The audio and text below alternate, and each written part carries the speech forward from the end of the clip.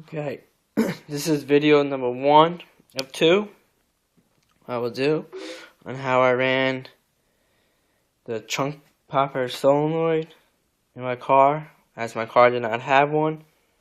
So I got a solenoid off of a 82 to 84 car.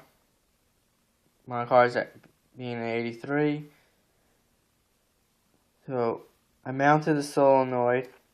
What I do is I ran a wire from a screw underneath where the plastic trim is to the actual casing, and what I do is I just soldered that wire to the casing, and that made my ground. Then I ran a power wire down the side of the plastics, which I may end up keeping on the left side, I may end up moving to the right side. Depends how I want to run my console. If I want to run it to the upper console, the trunk popper, or the lower console, probably the lower console, so I'll most likely keep it on the left side.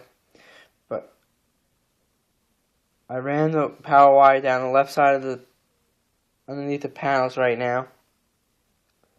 And I got a push button, momentary push button from Radio Shack. It had 2 pins on it. I think the push buttons were like $3-4 for a 2-pack or something like that.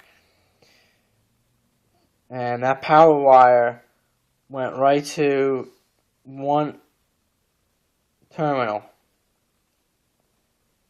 Okay, then the other terminal, what I did was I just ran that to my fuse box. I ran that to the courtesy fuse. So what I did was I just took that fuse out, stuck the wire in, and just put the fuse back in. Now the reason why I chose this fuse is because I can actually use a trunk popper without having the key in the ignition or starting it, so it allows me to actually, pop the trunk without, having the key, which is awesome. So once again, I'll explain it one more time real quick. This is the trunk popper solenoid. I ran a wire from a screw underneath the plastic to the casing itself, soldered that onto the casing. That made my ground. Then I ran from the solenoid, I ran the power wire down on the left side of the plastic up into one of the terminals on the momentary push button that I got from Radio Shack. As this is a temporary thing, because I will be moving that wire to a lower console button, push button.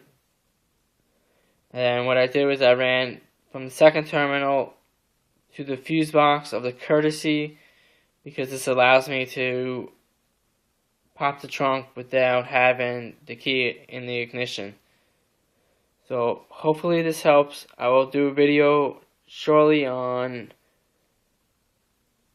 it, actually the install in my car and everything. I won't be able to show you the connections into this because I would have to pop down the whole trim, and I just don't have the time for that really. So hope this helps. Remember, part 1.